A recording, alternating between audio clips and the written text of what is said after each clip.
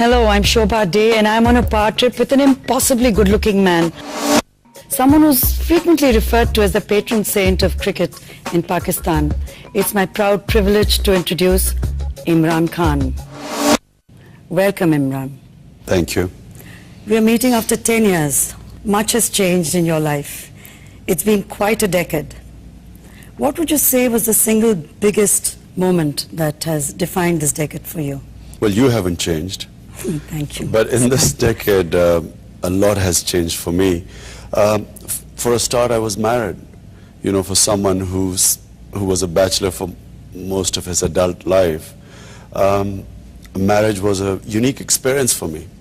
And with that, especially having children was the most incredible experience of my life. Then, of course, I completed the hospital, which I had been striving for 8 years before. And then I ended up in politics, which was a completely different field, completely different to my nature. Someone who was a private person, suddenly in public life.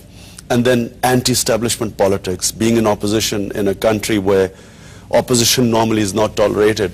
So I would say it's been the most dramatic period of my life. Roller coaster would be an appropriate word to describe it, I suppose.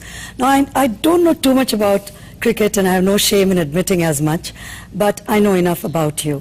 And I'd like to really focus on how you have dealt with a very recent crisis in your life where you were attacked when you were going with your two sons. You were driving to your farm and there was an assault, there was a robbery. Does that in any way indicate a breakdown of law and order in Pakistan much more than in the past? I've never faced this in my life. And if it wasn't for my children, I probably would not even have reported it to the police.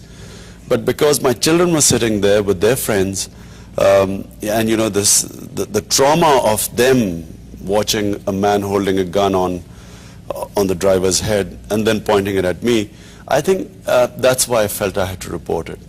But you know, unfortunately, because of massive unemployment and poverty, rising poverty, crime has arisen in our country. But you're now a single parent and with it additional responsibilities.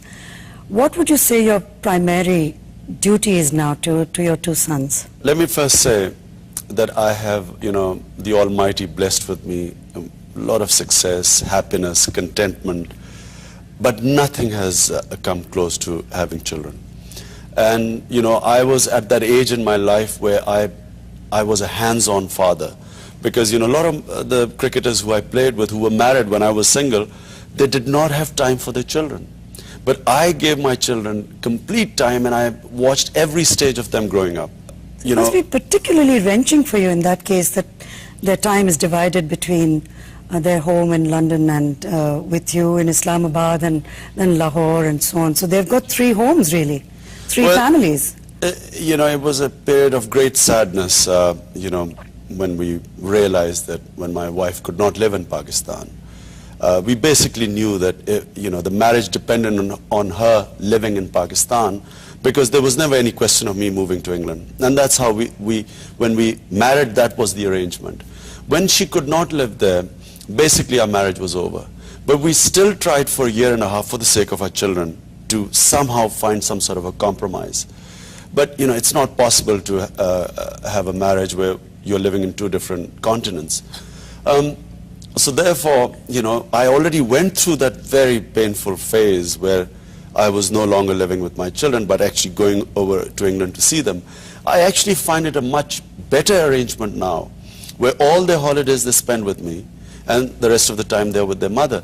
It's not a satisfactory thing, but in the circumstances, you know, I'm actually very grateful for this situation.